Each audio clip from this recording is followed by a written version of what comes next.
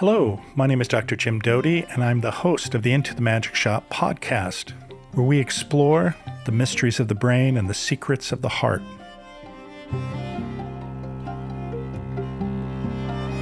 My guest today is Marianne Williamson, who many of you know recently ran as a Democratic candidate for the President of the United States. Additionally, though, she is also an author, speaker, and spiritual leader.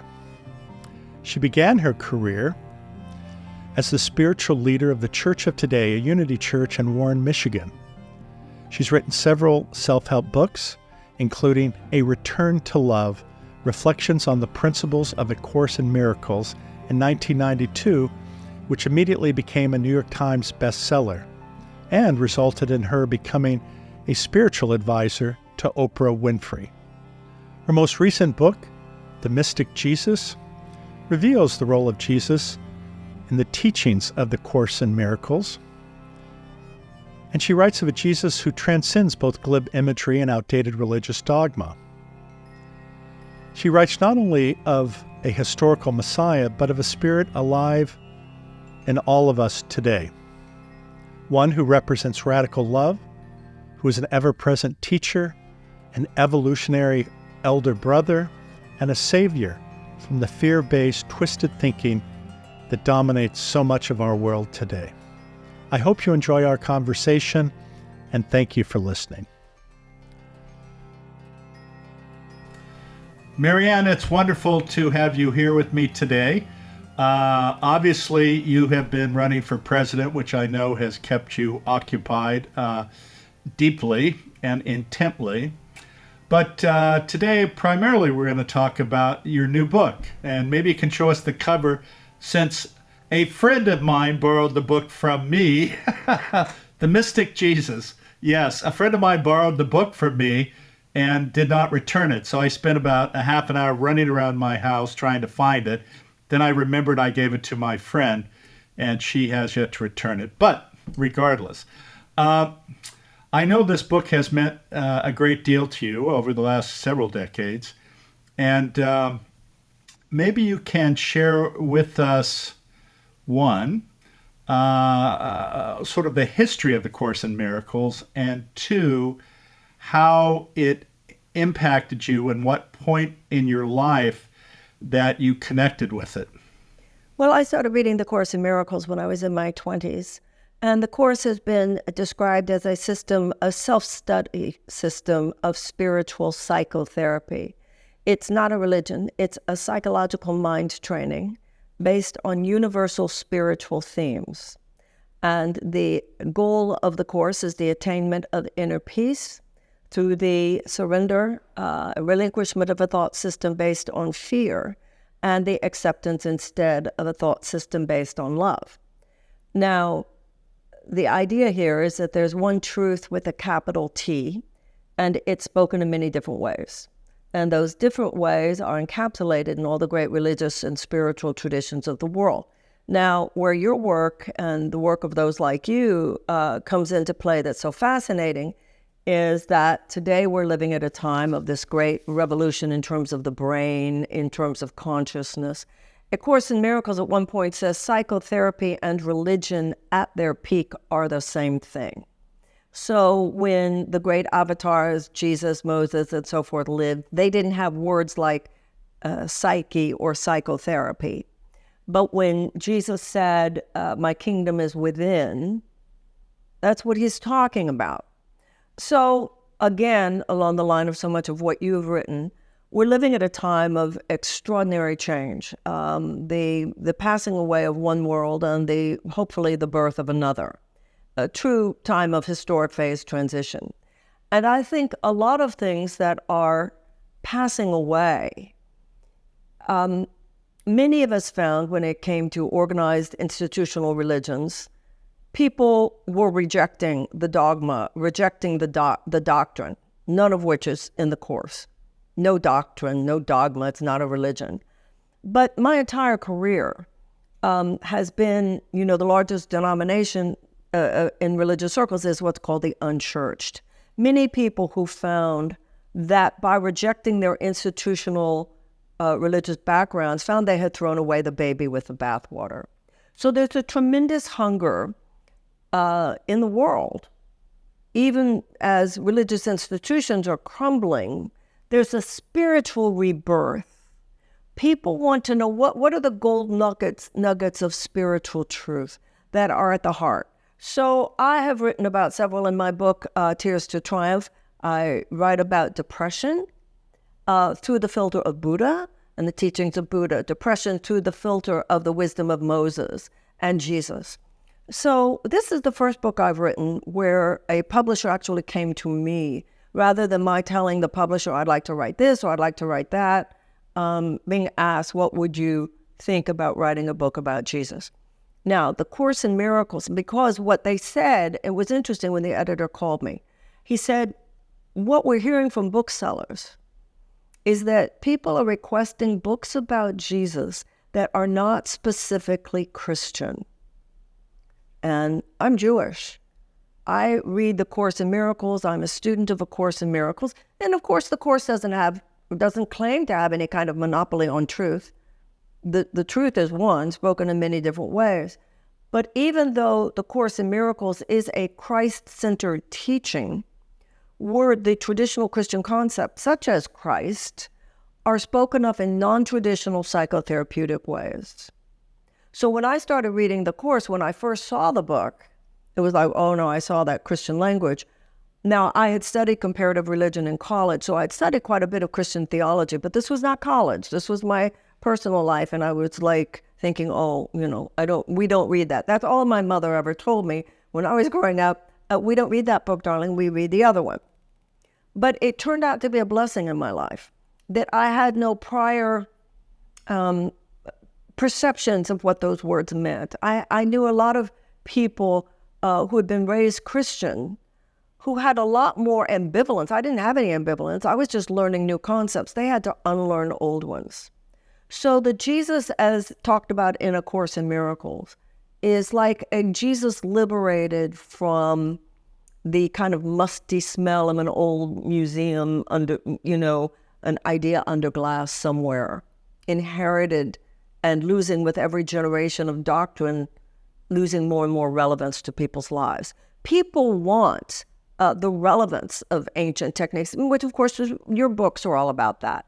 We're all, in a sense, as they say, downloading the same kind of material right now. So the subtitle of the book is The Mind of Love. And of course, the title of your book, Mind Magic, The Course in Miracles. And I think even though, and we can talk about this because it's interesting, The Course in Miracles makes a distinction between magic and miracles. But that's just semantic when it comes to something such as the work that you do. So the Course in Miracles says, in the presence of love, miracles, or what you would call magic in your book, occur naturally. That's the natural flow of consciousness, that consciousness is intentional, that it is always creating and recreating the next best thing for all living beings. And the only thing that stops that flow is the nature of our thinking. So Jesus is seen as someone, and in the Course in Miracles, is not. It says specifically he is not the only one. However, if he is your portal, as it were, you don't need any other. But that's what all the great religious teachings are. Portals of entrance into a space that is beyond any words or traditions. And he is presented as a kind of evolutionary elder brother. He is one, the Course in Miracles says he's not the only one, who has lived on the earth and completely actualized divine consciousness. As the Course in Miracles says, he lived on earth but thought only the thoughts of heaven, heaven being described as an awareness of our oneness. That is what heaven is. And the Course in Miracles says that it is as though when he achieved that state, having achieved it, he was then authorized by God. Should we request? And if the request is not made, it would be a violation of our free will. That's fine too. He has the authorization to enter into our thought system should we request it. And he says, my mind, joined with your mind, can shine away the ego. The Course in Miracles says that a miracle is a divine intercession from a thought system beyond our own. So the idea there is you and I might be having a conversation, and you're going through something with someone, or I'm going through someone, or let's say I'm going through, and you say, Marianne, my friend, lighten up, give it up. And I might say, you're right, I just need to let it go. But it might be a situation where you say, give it up, and the trigger is too big, the wound is too deep, the childhood trauma is too great, and I need help getting over. I need an extra push, as it were. And the Course in Miracles says Jesus is one way. Once again, nobody's claiming a monopoly on truth here, that should you request it, you are given a divine intercession from the trajectory of pain and suffering that you were in and released to a space of inner peace through an alteration and adjustment of your attitude and your thinking. The Course in Miracles says that it's like the highest prayer is, I am willing to see this differently. And by calling Jesus into your mind, that's really what you're asking. Let me see this situation, think about this situation the way you, who are already fully actualized, see it and think about it. Well, I think that you could argue many voices, one truth. This idea that, as you point out repeatedly, there isn't one path, and there are many individuals to help us along the path. I think that, of course, one of the challenges for all of us, and also one of the negative aspects of institutionalized religion, is the nature of ego and power, which unfortunately perverts the fundamental message of Jesus and other, if you will, elevated or enlightened beings. That's the attraction to the Jesus in this book and the Jesus of any Gnostic or mystical tradition. And those Gnostic mystical traditions have been around since the early days of Christendom. I'm not talking here about something that has never been talked about before, the idea of the mystic or the esoteric Jesus. Yes, in terms of what you're saying, it's more than ego. I mean, great evil has been done in the name of organized institutional Christianity and other religions. And the Course in Miracles, speaking of Jesus, says, some bitter idols have been made of him who came only to be brother to the world. And I think that that's the attraction that people feel towards the mystic Jesus. Like, I don't want the doctrine, I don't want the dogma, I don't want the ego of the institutional dents, I don't want any of that. But is there anything else there? And that's why I wrote the book. A lot there. So, actually, though, getting back to my original question, maybe you could give us a little bit of history about the Course in Miracles. And of course, I know it somewhat, but in terms of the woman who was used, if you want to call it, as a channel for this universal truth. And obviously, as you know, I mean, this did not happen overnight. This channeling or process took several years, and the woman did not actually indicate she was the author. She just, if you will, was the channel. And maybe you can talk about her background, and sort of how this was released, and actually the power it's had over so many people. Her name was Helen Schuckman, and she was a teacher. She was a professor in the clinical psychology department at Columbia University. This was 1965. And the head of the department was a man named Bill Thetford. And she went to him one day and she said, Bill, I've been having very, very strange dreams and I don't know what to do about it. I'm starting to hear a voice in my head. And he said, well, what is the voice saying? And she said, the voice in my head is saying, please take notes. This is a Course in Miracles. She called this, by the way, she would refer to this as a process of inner dictation. So when she said, Bill, what should I do? He said, well, if I were you, I'd take notes. And they began a process that lasted from 1965 to 1971, where she would hear this voice, she would hear the words, she would write it down, then in a kind of shorthand, then he would write it out, type it out, I think. She said one of the most depressing days of her life was when she heard the words, Volume 2.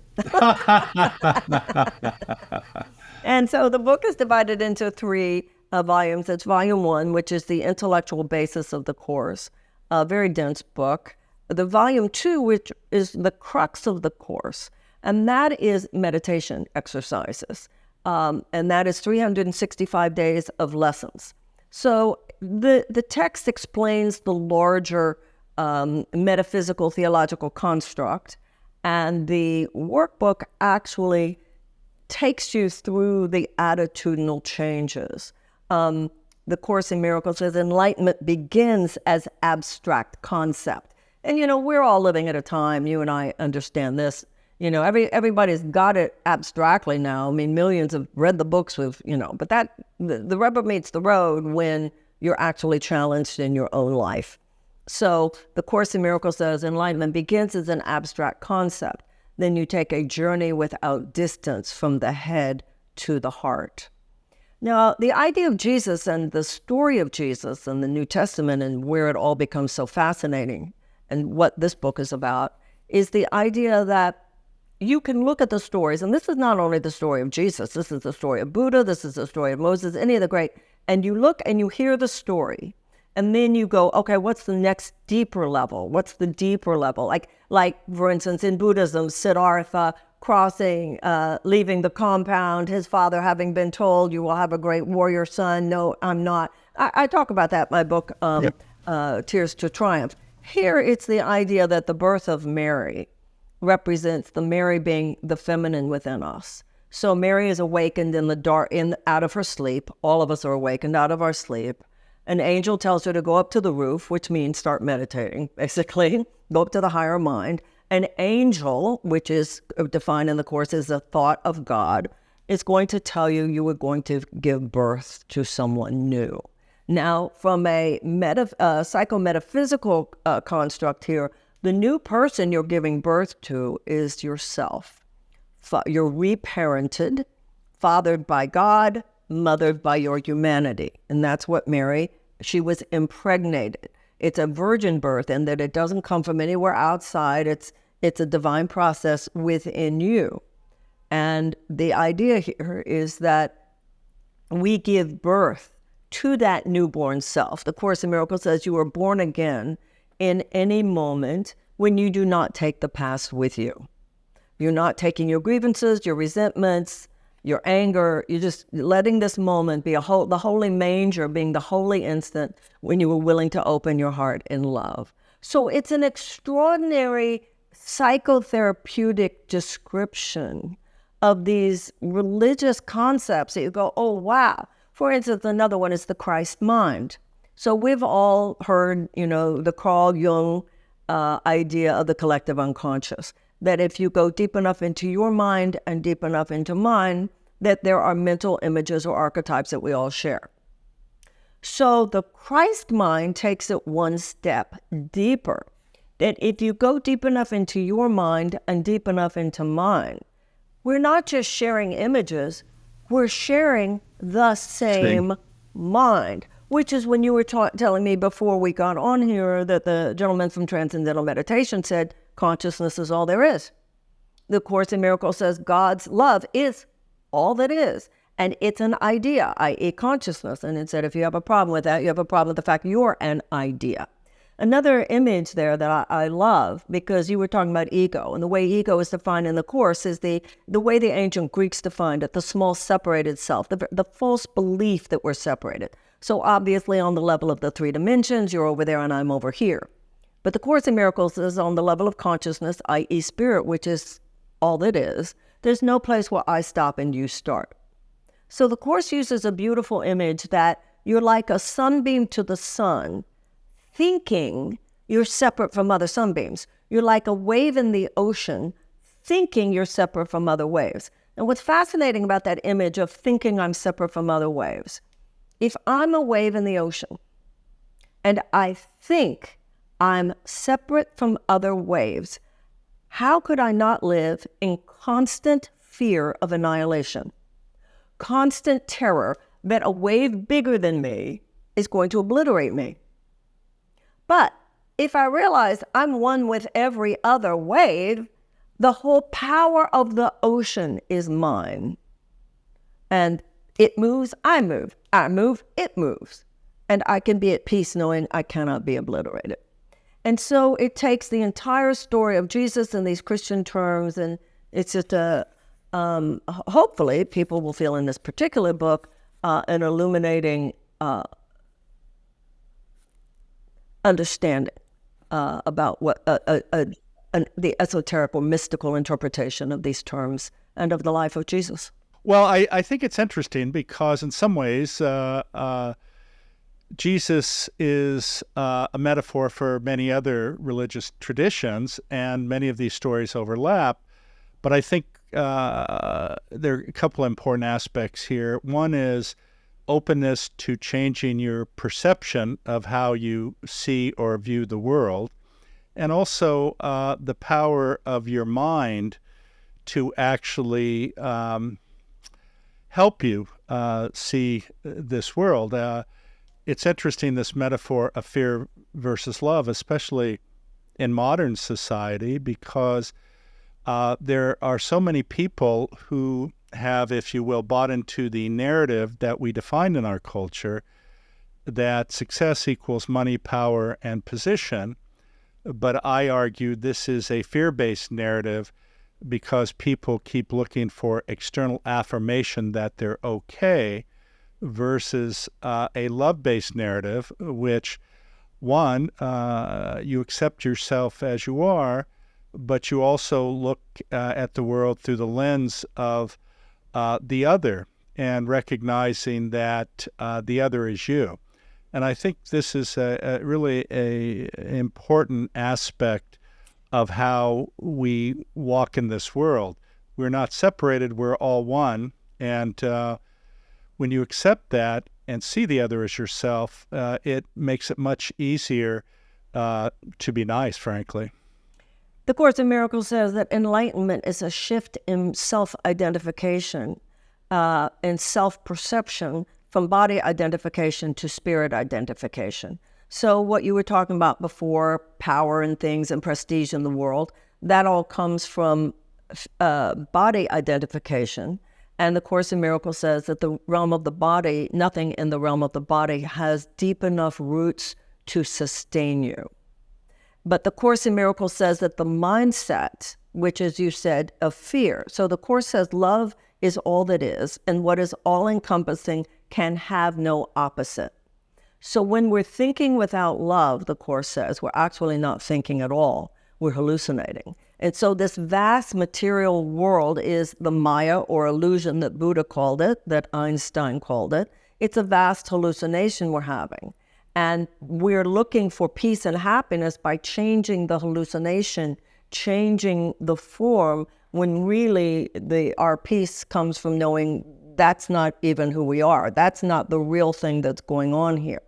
It's a lesson. It's a suit of clothes. It gives us the opportunity to be learning the lessons that we're learning here.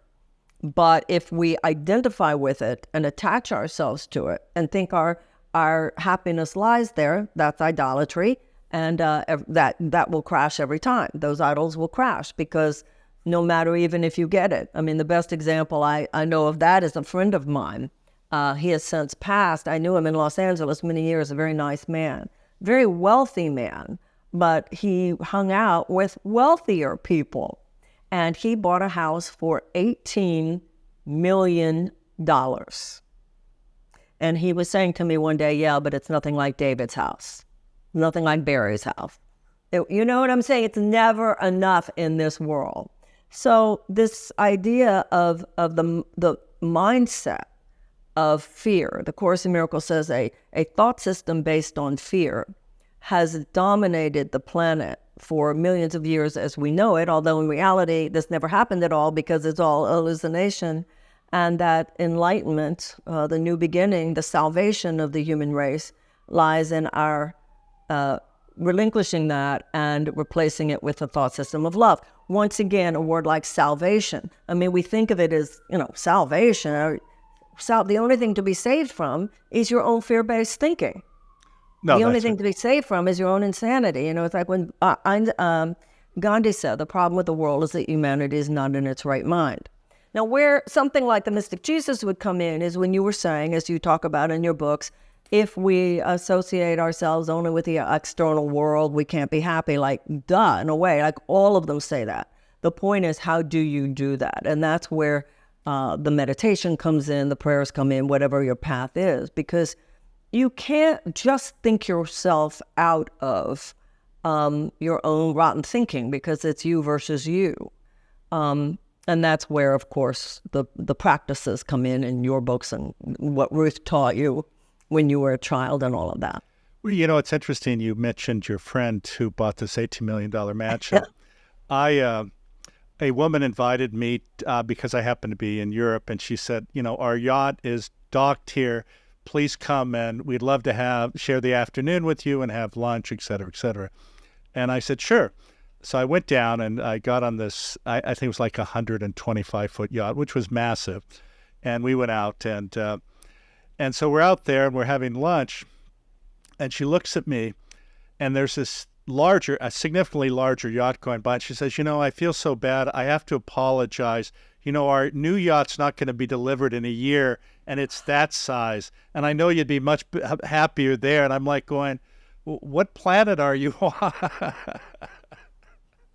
These days, if I was on one of those yachts, I'd be afraid of some whale coming around. Isn't that fascinating what's happening with those with whales? The orcas? Woo. Well, I think for those size yachts, there's not much concern about that. I think you're talking about sailing vessels that are, 20 to 50, 60 feet. I think 125-foot yacht would be okay with the orca. Yeah, that's several tons, thousands of tons. I'm not. That would be the last thing I would worry about, actually. But now, that woman will not find inner peace just for her. Well, but, this is the problem in the Western world, because the narrative is, if I only have this, I'll be whole. And of course, and this is the problem with many extraordinarily wealthy people, is the more they get, the less they feel secure, the more they want, and it's constant comparison. And this need for attachment or craving to have more is a fundamental source of suffering. And it's interesting because, you look in many other countries that are, in fact, less developed, and you see people who are extraordinarily happy simply by having enough food to eat, having security, having a roof over their heads, and they're ecstatic. And the sad part is so many people want to come to the West because of the false narrative that conspicuous consumption is the road to fulfillment. Mother Teresa famously said when she was here, you are not the most successful nation. She said, I come from a far more successful nation. She said, in my country, where I come from, she said, a dying man will give away half of his one banana to another dying man, starving man. She said, in your country, people have so many bananas and won't give any away. But, once again, keeping it on the level of the spiritual and the metaphysical, just knowing that, we all get that. We're an overly materialistic society. We're an overly consumer society. But actually dismantling all that through meditation, through prayer, through the actual spiritual practices, seems to me where so many people are right now. And I also think that so much of the anxiety, so much of the depression, really, that people are experiencing today has to do with this disconnection from the heart. I've mentioned this to you before. I don't know if it was in one of your books or if it was when I heard you speaking or a conversation that we had.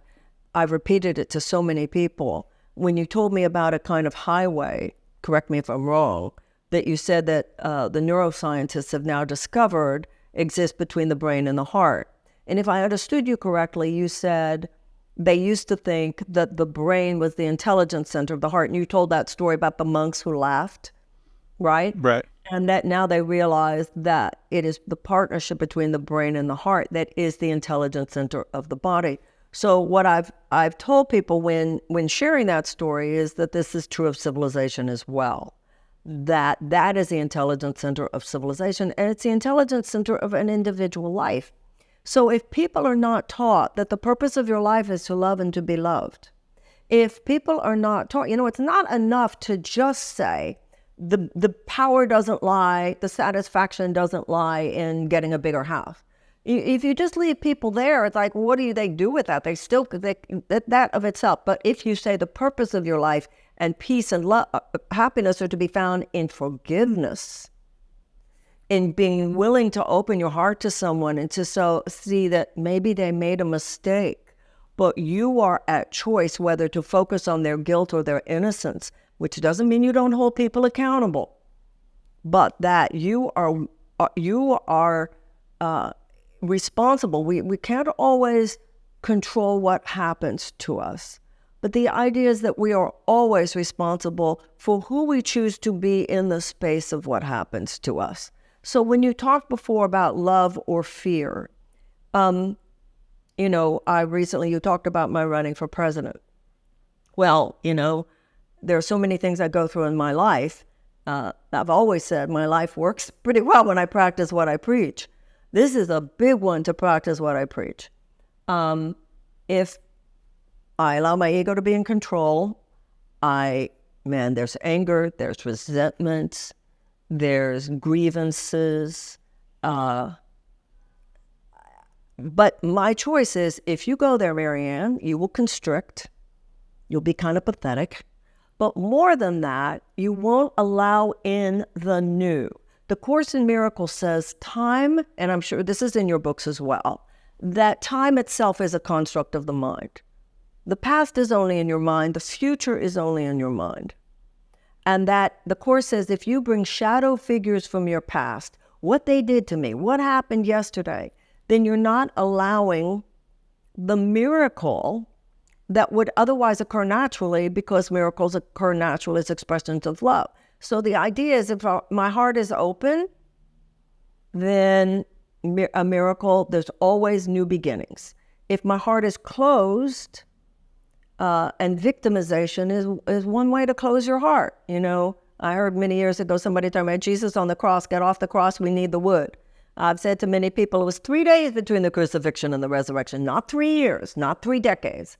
You have to go through the process, but you don't have to hold on to this longer. I always say, it's one thing to process your feelings. It's another thing to spew them. It's one thing to honor your pain. It's another thing to indulge your pain. So the idea of the crucifixion is from a metaphysical perspective, is that this is what the ego fear-based mind will do. Always about guilt, what somebody else did to you, or anger at yourself for what you did or didn't do. Somebody's always guilty. That's the central core belief of the ego mind, somebody's guilt. And the resurrection is that moment of forgiveness, that love is all there is.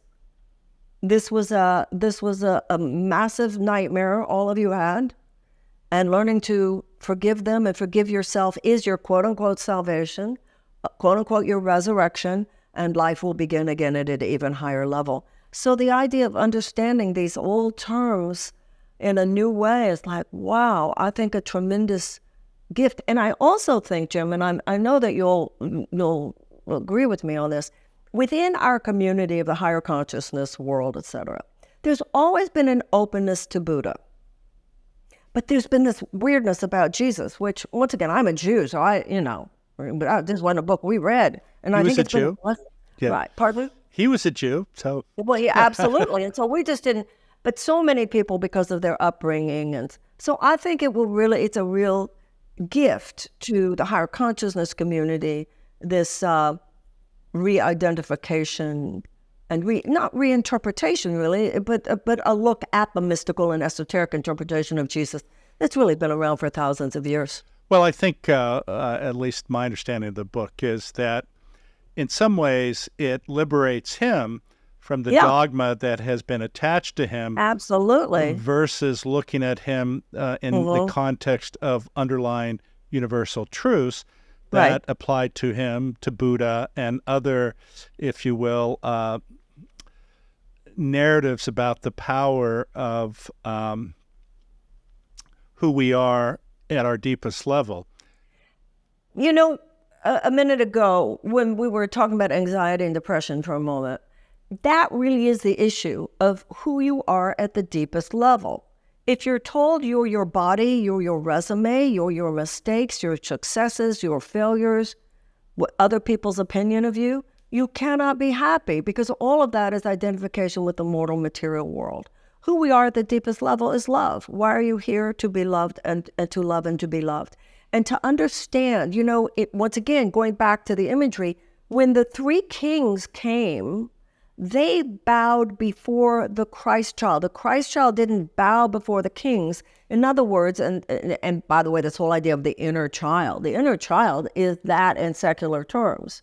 When we're in that space, when we go into any situation, knowing, give up your thoughts about what your agenda is for this meeting. Just open your heart, bless everybody there, send your love before you even went, see Jesus with his arms around them, whatever the imagery your subconscious comes up with, and your only purpose here is to love. That's not just the source of your inner peace, it's the source of your literally miraculous power. It makes you a miracle worker. Well, I think a lot of people don't appreciate that. And that's right. I mean, the challenge, I think, for all of us, and we discussed this, I think, a little bit in a previous conversation, was we don't appreciate how the baggage that we carry from our childhoods has a huge impact on the narrative of ourselves and how we see ourselves, but it also impacts every action, every decision, every relationship. And until you can connect with that and understand that, and in my magic, I talk about all of us are manifesting, but you need to understand what you've already been manifesting. And without some insight, knowledge, or an external method of knowing or learning, you're sort of stuck.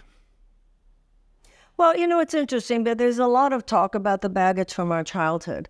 I think you and I are both old enough to know, there's also baggage from your 20s, and baggage from your 30s, and baggage from your 40s, and baggage from your 50s. Like I was not traumatized as a child. I've been traumatized as an adult. Well, perhaps a better narrative is Just anything from your ongoing past. trauma. Yeah, anything prior to this moment. Right. So where Jesus comes in, and the mystical Jesus is, he says, one of the exercise lessons in the Course is, give me your past so I can change your mind about it for you. And that idea is all the love you ever gave was real. All the love anyone else gave you was real and will exist forever. Nothing else existed. But once again, if you get that intellectually, it might be interesting. But then the idea of the mystic Jesus is actually that you can give it to him and he has the authorization to lift it from you. The idea of an altar, the Course in Miracles says the altar is in your mind. It's the higher mind. So what you place on the altar is altered. So if I place a relationship on the altar, that's my way of saying, I only want to have higher thoughts about it. I only want to remember the good this person did for me and the good I did for them. And I put it on the altar that it might be lifted above lower thoughts. And then it can begin again. And we're, like you said, you're talking about magic, whether you use the word magic or miracles. It's a difference and a change on a level that the mortal world does not even necessarily acknowledge. So why do you think so many people suffer? And whether it's this particular path or many of the traditions that talk about many of these things and this higher consciousness, why do you think it's so hard for people to either let go, accept, or forgive, or perhaps even have gratitude? Well, the Course in Miracles says that you were taught at a very young age that you are separate. And at a very young age, you're taught that by the time you're taught the thinking of the world, at a very young age, natural thinking, which is loving thought, feels unnatural to you. And unnatural, i.e. judgmental, attack thoughts, feels natural. So this idea of relinquishing a thought system based on fear, like I said earlier, it might be as simple as you saying, oh, Marianne, get over yourself. Just drop that. Come on, you're bigger than that. And you're right. Thanks for reminding me. But some of these are like what you said before, deep, deep ancestral. And, the traumas of life. One of the problems I have, Jim, because I've worked a lot, just as you've worked with serious illness, brain surgery, I've worked with serious psychological, emotional things that people have been through.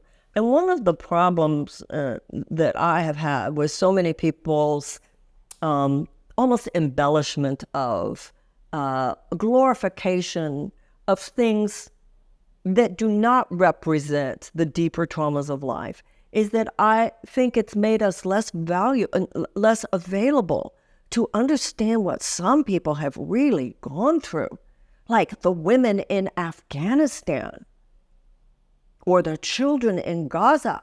I mean, we've made our own minor suffering too important, I think. And it's made us less available. I've seen this happen in the culture over the last, 2 or 3 decades. I always say, don't take yourself so seriously. Why? Because life is so serious. You can't really be available for how serious life is if you take yourself too seriously. And even everything you and I are talking about, and once again, this is an issue in the higher consciousness community.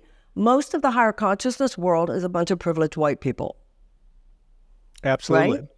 And so we really have to, when you start thinking of these things in reincarnational terms or whatever, did we win the birth lottery or what?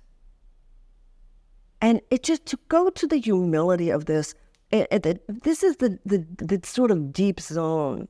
So what we have today, and this is where in the Course in Miracles, we're talking about the difference between magic and miracles. There's a lot of talk today, people talk about manifestation, right? So the Course in Miracles, even though what you're talking about in your book is just a semantic difference, in the Course there's an interesting distinction made between magic and miracles. The magic is where you use the power of the mind. You figured it out. Wow, I can manifest anything I want. And by the way, this is what your first book was about. Yeah, you manifest it, and then what? So the Course says, so it describes it as magic is when you use the power of the mind to get what you want. Miracles is where you say to higher consciousness, love, God as you understand him, what do you want? How can I, sometimes some of this manifestation conversation is almost like you're using God as your errand boy. Ooh, I figured it out. And the way of the miraculous is a path of just waking up every morning. Where would you have me go? What would you have me do? What would you have me say? And to whom, that I might be an instrument in this ever unfolding, intentional healing of the Son of God, which means the human race. Well, I think in some ways this is, one of the greatest sources of your own suffering is you look at yourself and you're attached to that suffering or what you believe has hurt you or whatever it is. And I think one of the greatest sources of healing and also a benefit to others is you look outward. And it's not about you. It's about the other. How can I be of service? How can I be of benefit? And the reality is, through that lens, your physiology works its best because that's how we evolved as a species to care for others, not only our offspring, but everyone. I've said often that I've learned in my life that 90% of the time, the best advice I can give myself is, oh, Marianne, get over yourself. It's not about you. And this is another thing, Jim. I feel that in the higher consciousness community, in some ways, we have contributed to this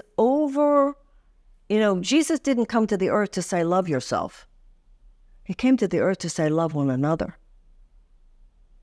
it's a difference. Oh no, and sadly, many, and it's not just Christians, but organized religion is very ego focused, and it's to pat yourself on the back nominally for thinking you're doing the right thing, instead of not even thinking about you per se, but thinking about how can I be of service, because that's why we're here. How can I contribute to this, if you will, single consciousness or this narrative of oneness? You know, one of the quotes I always say is the longest distance for most of us is the distance from our head to our heart.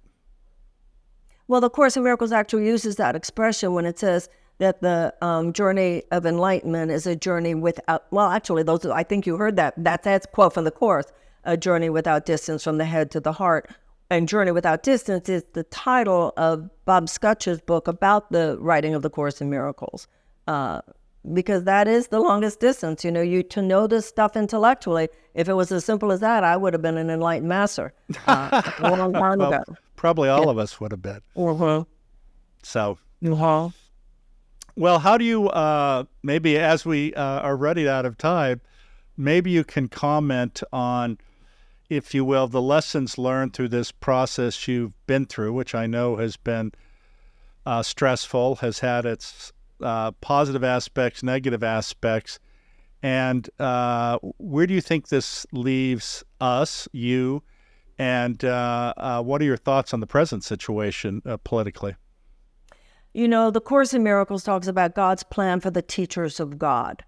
So every cell in the body, you would know more about this than I, every cell in the body is programmed through a kind of natural intelligence to go to different parts of the body. One cell is assigned to the pancreas, one cell is assigned to the brain, one cell is assigned to the blood, or whatever, in order to then collaborate with other cells in order to serve the higher functioning of the organ and the organism of which they're part. So every once in a while, a cell disconnects from its natural intelligence, therefore from its collaborative function, goes off to do its own thing. And it seeks other cells that are also similarly malformed in their intention. And we, of course, call that a malignancy. So the idea here is that that's what's happened to the human race. We have been infected by a malignant thought form. And that thought form is, it's all about me. So when you look at a GPS, what the Course in Miracles says is God has an answer to every problem the moment the problem occurs. Like a GPS, if you've taken a wrong turn, the GPS will automatically recalibrate. So the human race has taken a wrong turn. And in many ways, the United States has taken a wrong turn.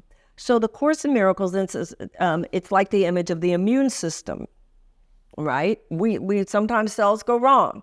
The immune system is when the cells are sent out to the wound or to the trauma.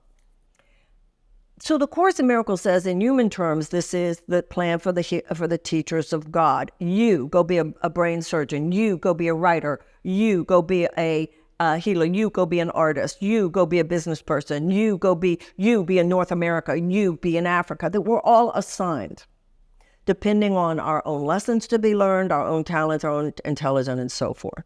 So the idea is that we are sent into whatever area in order to be the presence of the alternative. So I've felt that I have work to do and service that I can do in the field of personal transformation. But I began to feel that I could be of service, given my experience, given my understanding in this field of politics. You're not called to shed the light in the area of the light. You're called to shed the light in the area of the darkness. And what I saw in politics, and now I've had quite a bit of experience with all that, is sad. In that, I see in the American people a readiness to begin a new chapter. The American people are not stupid, and we're decent. There's an intelligence and a decency and a nobility ready to be called up. But I also experienced that the machinery of what I call the political media industrial complex is very corrupt. Now, you ask me, where are we now? Because of my own experience, I saw things and experienced things that should make no American happy. But I also know, and this has to do with everything you and I have talked about, at times, get over yourself. Now it's time in my own journey and the political journey in the United States, the primaries, all I stood for, even standing for an open primary, as my brother said to me, and it meant a lot to me when he said it. He said, Marianne, that was yesterday's fight. There's something much bigger now. The primaries are over. And what's important now, in my mind and in the mind of millions of Americans, is defeating the policies of Donald Trump and the attitudes of Donald Trump and the perspective on our democracy of Donald Trump and his attraction to authoritarian ways of being. I think that choosing Tim Walz as a vice presidential pick was a very good choice. You know, Jill Stein says things I like. Cornel West says things I like. Bobby Kennedy says things I like. And for me, the issue now, given that we have 90 days left from the time you and I are talking, a little bit less than that actually, is for me to keep my eye on the ball. Where there are many battles within a larger war, and keep your eye on the prize, and the prize for me, I'm not saying it should be for other people, for me, is making sure that Donald Trump does not enter the White House again. So I will, in whatever way I can, help to inspire people, really no matter who they're voting for, to continue to have hope. Listen, after what I've been through, if anybody has a right within the world of the material mortal reality to say, oh, to hell with it all, and I don't. Because I know American history, and I know that justice has ultimately prevailed, whether it was abolition or women's suffrage or the civil rights movement or the establishment of organized labor. That was the whole message of my campaign. It's our turn now. And I stand strong and hopeful within myself and in whatever way I can be of service. Meanwhile, I had written a book called Healing the Soul of America. I read about Gandhi. I read about the philosophy of nonviolence. I read about Gandhi's idea that there is within every man, woman, and child an inner light, which is the Buddha mind, the Christ mind, whatever you want to call it. And he said that it heals not only all personal relationships, but all political and economic and social relationships as well. Then Martin Luther King went to India, studied those principles, brought them back to the struggle for civil rights in the 1960s. That fascinates me.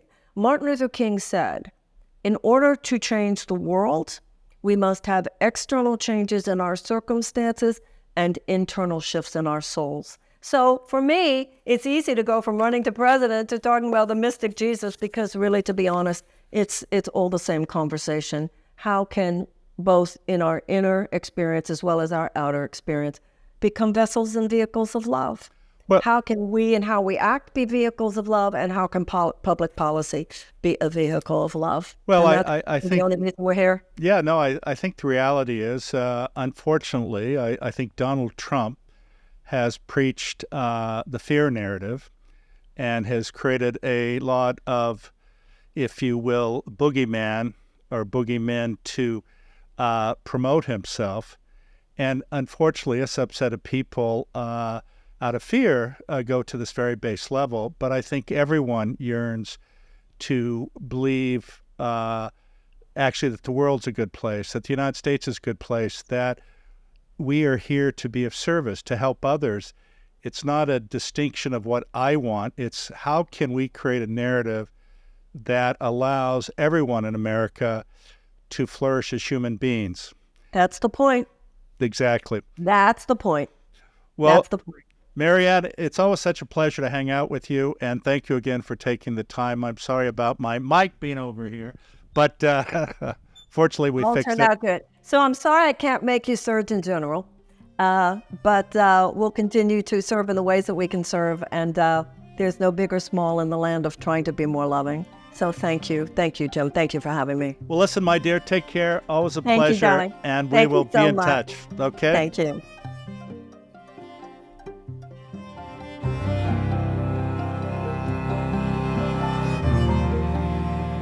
Again, thank you for being with us today. The Into the Magic Shop podcast can be found where you find your most popular podcasts, or you can find us at intothemagicshop.com.